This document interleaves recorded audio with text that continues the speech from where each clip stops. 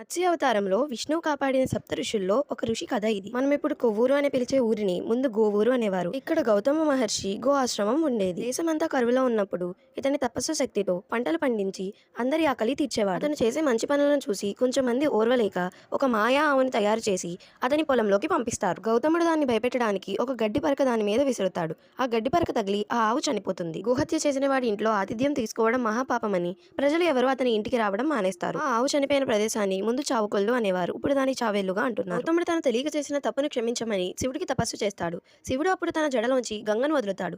ఆ గంగనే మనం ఇప్పుడు గోదావరి అని పిలుస్తున్నాం. గోదావరి ప్రవహించుకుంటూ వచ్చి ఆ చనిపోయిన గోవుని తాకగానే ఆ గోవు బ్రతుకుతుంది. గోహత్య పాపం నుండి గౌతముడు ఆ పుణ్య గోదావరి వల్ల బయటపడతాడు. గోదావరి వచ్చేలా చేసి అందరి పంటలు పండేలా చేసినందుకు ప్రజలు అతని దేవుళ్లా చూస్తారు. రోజు ఆయన దక్షిణంలో విఘ్నేశ్వరుడు, ఉత్తరంలో కుమారస్వామికి పూజ చేసేవారు. ఇప్పుడు ఆ ఊరుల్ని విద్యేశ్వరం, కుమారదేవం అని పిలుస్తున్నాం. అప్పట్లో ఋషులు బ్రాహ్మణులు నివసించే స్థలాన్ని ఇప్పటికీ బ్రాహ్మణగూడెం